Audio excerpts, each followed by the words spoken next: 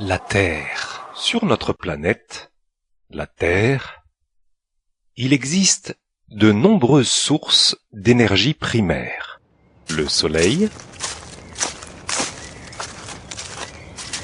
la biomasse, le bois et toute la végétation, le vent,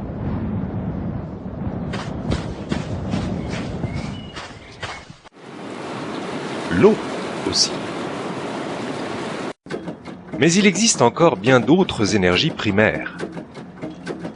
Cependant, comment utiliser une énergie primaire, par exemple, pour éclairer sa maison?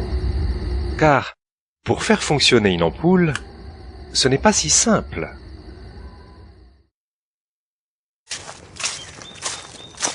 Pour faire fonctionner une ampoule, l'homme ne peut pas aller pêcher le soleil, ni chasser le vent, et encore moins alimenter une ampoule avec l'eau de la rivière.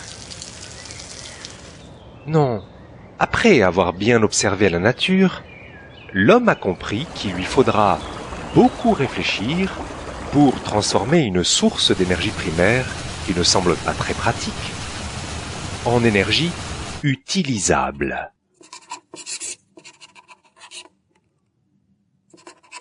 Par exemple, s'il veut transformer en énergie l'eau qui coule des montagnes, il lui faudra construire un barrage.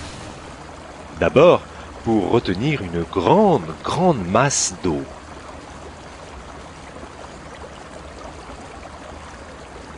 Puis, laisser passer cette eau dans un tuyau qui fera tourner les hélices d'une grosse turbine. La rotation des hélices produira une énergie qui sera transformée en électricité par un alternateur.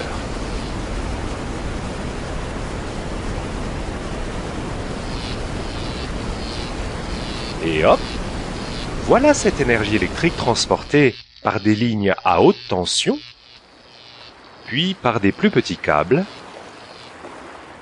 vers nos maisons, loin du barrage. Les énergies primaires qui nous entourent sont donc des trésors bien cachés.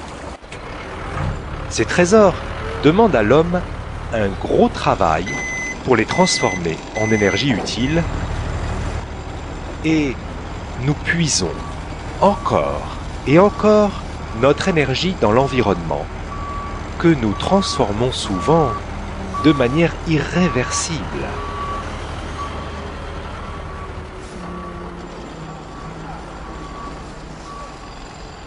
Alors, quand on le peut, et qu'on n'a pas besoin de ces énergies, l'homme doit bien réfléchir plutôt que de les gaspiller.